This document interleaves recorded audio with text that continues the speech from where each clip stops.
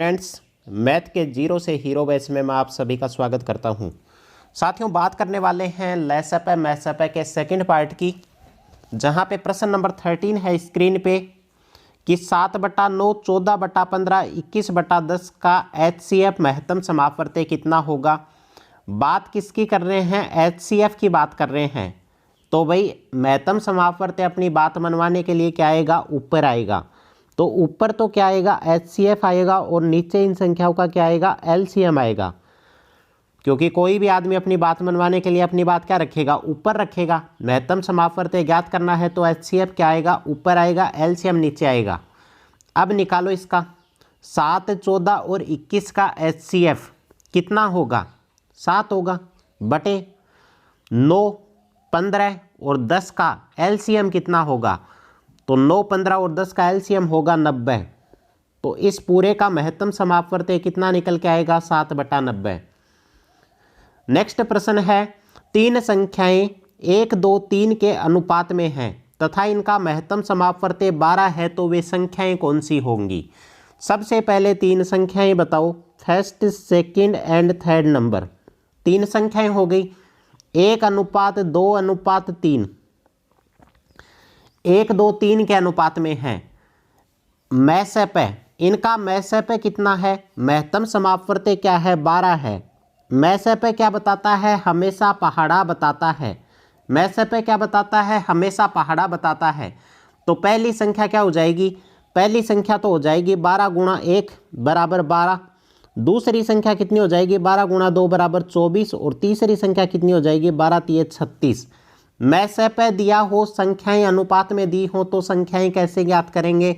Direct mess up का गुणा कर दो अनुपात से, तो जो पहाड़ा निकल के आएगा वही क्या होंगी? संख्याएं होंगी।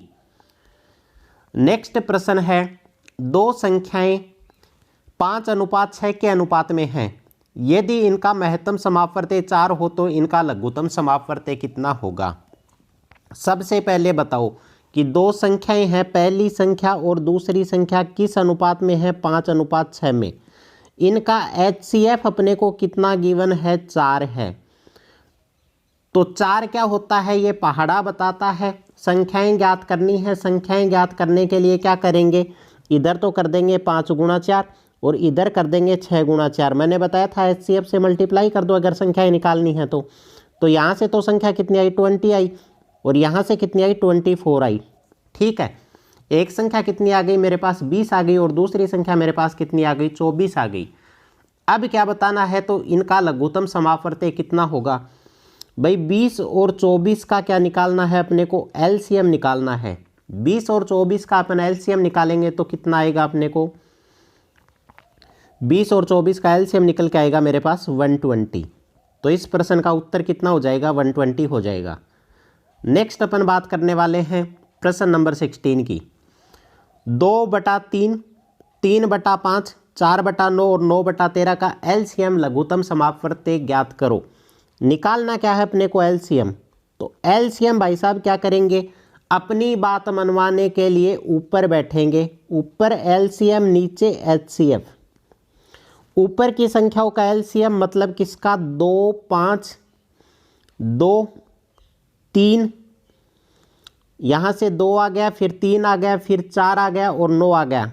4 और 9 इनका तो क्या निकालना है? LCM।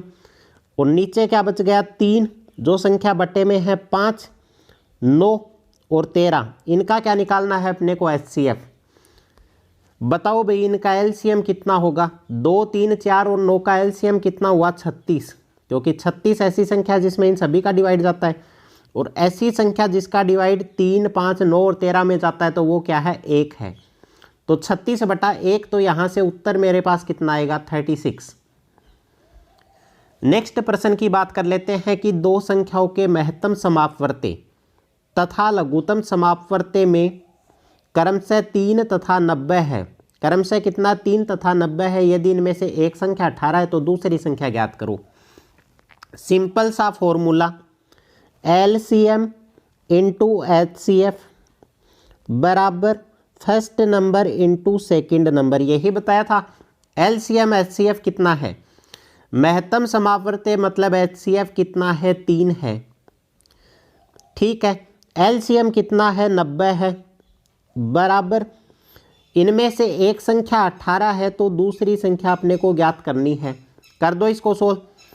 3 छक्की 18 और 90 में 6 का भाग देंगे तो दूसरा नंबर कितना आ जाएगा अपने पास यहाँ से 90/6 और 15 छक्की 90, तो सेकंड संख्या मेरे पास कितनी निकल के आ जाएगी 15। आगे बात करने वाले हैं एसएससी परीक्षा 2010 का प्रश्न, वह न्यूनतम पूर्ण वर्ग संख्या क्या होगी जो 12, 15 तथा 25 से पूर्णतया विभक्त हो।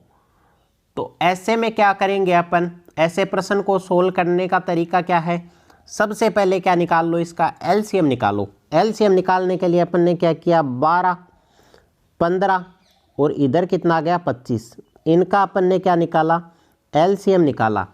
सबसे पहले किसका डिवाइड किया 2 का डिवाइड, तो यहाँ पे 6 आ गया, यहाँ पे 15 आ गया और यहाँ पे 25 आ गया। फिर अपन ने किसका डिवाइड किया 2 का डिवाइड, तो यहाँ से 3 आ गया, यहाँ से 15 आ गया और यहाँ से 25 आ गया। अब 3 का डिवाइड करेंगे तो यहाँ से तो 1 आ गया, यहाँ से 5 आ गया और यहाँ से 25 आ गया। अब 5 का डिवाइड किया तो 1, 1 और 25, फिर यहाँ से 5 और लास्ट में फिर 5 का डिवाइड करेंगे तो क्या आ जाएगा 1, 1, 1 आ जाएगा।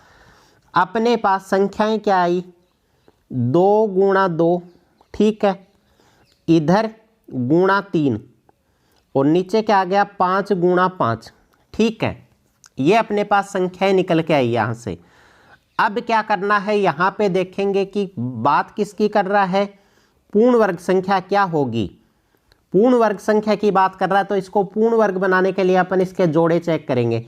यहाँ 2 गुणा 2 का एक जोड़ा बन गया और 5 गुणा 5 का एक जोड़ा बन गया। क्या 3 गुणा 3 का जोड़ा बना, नहीं बना, तो गुणा में एक 3 और ऐड कर देंगे इसमें, ठीक है। अब क्या हो गई, ये संख्या पूर्ण वर्ग हो गई। जैसे ही अपन ने 3 ऐड कर दिया तो ये जोड़ा क्या हो गया, इसका कंप्लीट हो गया और ये क्या हो गई पूर्ण वर्ग संख्या बन गई। अब करो इसको मल्टीप्लाई, इसको मल्टीप्लाई किया 5 गुणा 5 25, 25 75 और इधर से कितना आ गया, यहाँ से तो 75 आ गया और इधर से कितना आया 3 दूनी 6, 6 दूनी 12, 75 गुणा 12 अपन ने किया तो इसका उत्तर कितना आया, मेरे पास रिजल्ट निकल के आया 900। तो वह पूर्ण वर्ग संख्या क्या होगी 900 होगी। नेक्स्ट बात करेंगे, वह न्यूनतम संख्या कौन सी है जिसे 8, 10 अथवा 12 से विभक्त करने पर प्रत्येक दशा में 7 शेष बचे। भाई 8, 10, 12 से प्रत्येक दशा में 7 शेष बचे, प्रश्न कौन सा है, शेष वाला प्रश्न है। मतलब एलसीएम निकाल के अपने को क्या करना है, लास्ट में शेष को ऐड कर देना है। सबसे पहले निकाल दो 8, 10, 12 का एलसीएम। 8, 10 और 12 का एलसीएम कितना आया, तो वह संख्या क्या होगी, वह संख्या होगी 120, ठीक है। 120 में क्या है 8 का डिवाइड भी जाता है, 10 का डिवाइड भी जाता है और 12 का डिवाइड भी जाता है। तो यहाँ से एलसीएम मेरे पास निकल के आ गया कितना 120, एलसीएम है ये 120। उसके बाद क्या करेंगे, शेष को अपन ऐड कर देंगे। प्रत्येक दशा में 7 शेष तभी तो बचेगा, इसमें तो पूरा पूरा भाग जाता है। जब इसमें 7 ऐड कर देंगे तब भी तो 7 शेष बचेगा। तो 120 में अपन ने 7 ऐड कर दिया तो यहाँ से रिजल्ट क्या बना अपना 127 बना। नेक्स्ट प्रश्न है एसएससी परीक्षा 2006 का प्रश्न है, 4 अंकों की बड़ी से बड़ी संख्या कौन सी है जो 12, 15, 18 और 27 में प्रत्येक से पूर्णतया विभक्त हो। ऐसे प्रश्न को सोल्व करने का तरीका क्या है, 12, 15, 28, 27, 12, 15, 18 और 27। सबसे पहले इनका निकाला एलसीएम, इनका एलसीएम कितना निकल के आ जाएगा 540 निकल के आ जाएगा। एलसीएम निकालने की ट्रिक मैं पहले बता चुका हूँ। 4 अंकों की बड़ी से बड़ी संख्या कितनी होती है, आप सभी को पता है कि 9, 9, 9, 9। ये क्या है 4 अंकों की बड़ी से बड़ी संख्या है। अब क्या करेंगे, इसका डिवाइड करेंगे। ये डिवाइड कर दिया अपन ने, 9, 9, 9, 9 में अपन ने किसका भाग दे दिया, यहाँ से अपन ने भाग दे दिया इसमें 540 का। 540 का भाग देना है, एलसीएम का भाग देना 4 अंकों की सबसे बड़ी संख्या में। यहाँ इसका भाग देंगे तो यहाँ पे अपने पास शेष कितना रहेगा 279, यहाँ से शेष बचेगा। कितना शेष बचा 279। उसको अपन क्या करेंगे, ये है 4 अंकों की बड़ी से बड़ी संख्या, उसमें से 279 को अपन ने माइनस कर दिया तो यहाँ से मेरा रिजल्ट कितना आया 9720। रिजल्ट कितना आएगा 9720। प्रश्न में करना क्या है, इसकी स्टेप याद रखो। सबसे पहले एलसीएम निकालना है। एलसीएम निकालने के बाद एलसीएम का डिवाइड करना है 4 अंकों की सबसे बड़ी संख्या में। जो शेष बचे उसको 4 अंकों की सबसे बड़ी संख्या से माइनस करना है। जो उत्तर आएगा वही अपना क्या होगा, रिजल्ट होगा। ठीक है। इस प्रश्न में नेक्स्ट अपन बात करने वाले हैं प्रश्न नंबर 21। ये भी एसएससी परीक्षा 2006 का प्रश्न है। वह बड़ी से बड़ी संख्या कौन सी है जिसमें 1657 तथा 2037 को भाग दिए जाने पर क्रमशः 6 और 5 शेष बचे। ठीक है, तो सबसे पहला नंबर और यहाँ पे मेरे पास दूसरा नंबर। पहला नंबर कितना है मेरे पास 1657 है। दूसरा नंबर कितना है मेरे पास 2037 है। शेष कितना बच रहा है 1657 तथा 2037 को भाग दिए जाने पर 6 शेष और 5 शेष बच रहा है। 6 शेष बच रहा है मतलब वो संख्या क्या होगी -6, और यहाँ पे 5 शेष बच रहा है -5। तो वह संख्या क्या निकल के आएगी, यहाँ से 1651 निकल के आएगी और यहाँ से मेरे पास कौन सी संख्या निकल के आएगी 2032। कितना निकल के आया 2032। अब क्या करेंगे, इन संख्याओं का दोनों का क्या निकालेंगे अपन, HCF निकालेंगे। इन दोनों नंबर का अपन क्या निकालेंगे, यहाँ पे HCF निकालेंगे। इन दोनों नंबर का मेरे पास HCF कितना निकल के आएगा 127।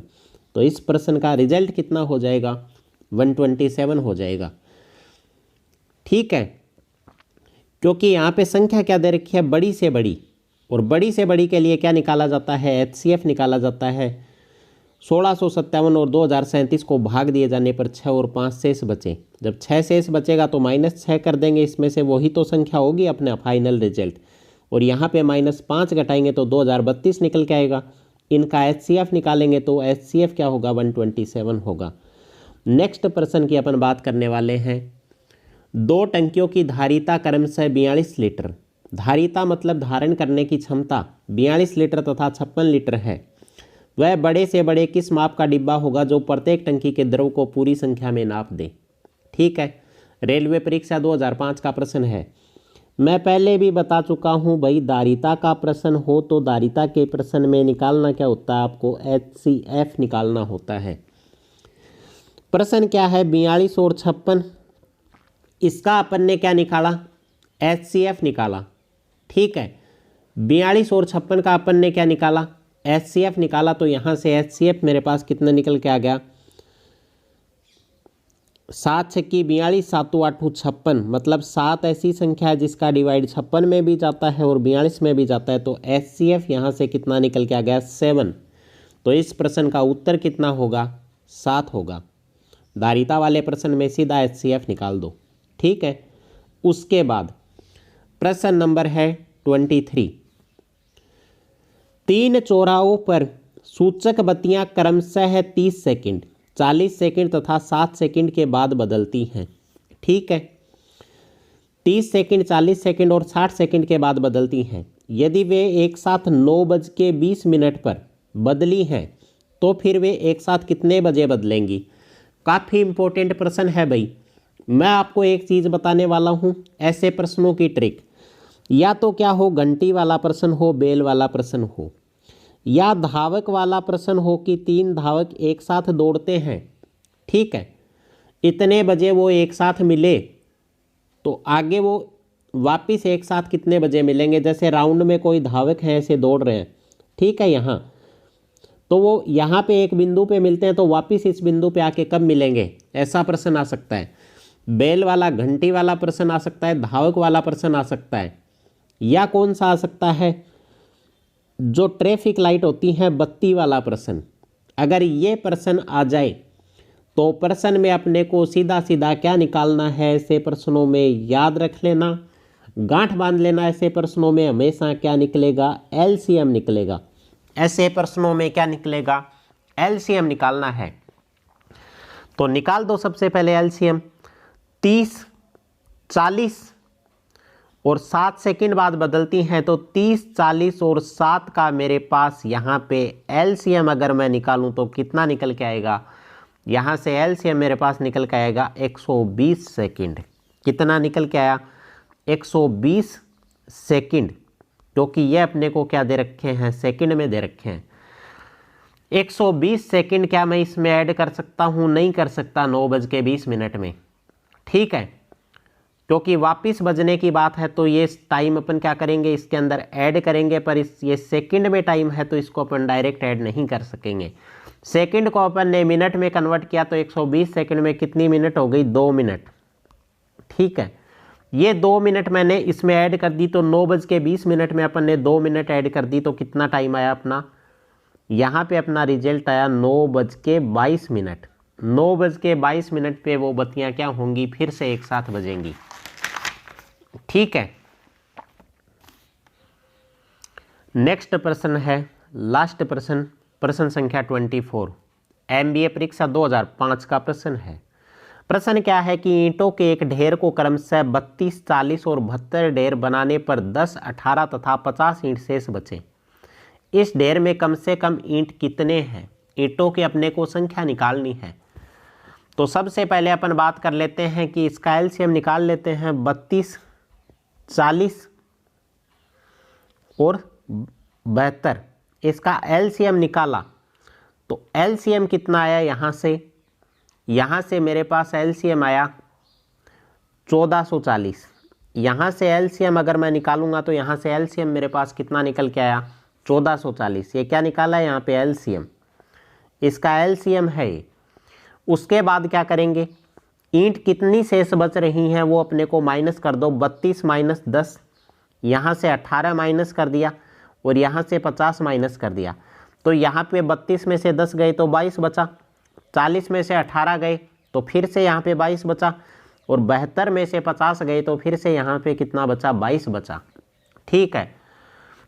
तो ये क्या करेंगे, इसमें भी 22 बच रही हैं, इसमें भी 22 बच रही हैं और इसमें भी 22 बच रही हैं, तो 22 अलग अलग ना घटा के अपन क्या करेंगे, क्योंकि यहाँ पे अपन ने एलसीएम निकाल रखा है, तो इस एलसीएम से डायरेक्ट अपन एक बार 22 घटा दें तो अपने पास क्या आ जाएगी, इस ढेर में कम से कम कितनी ईंट है वो संख्या आ जाएगी।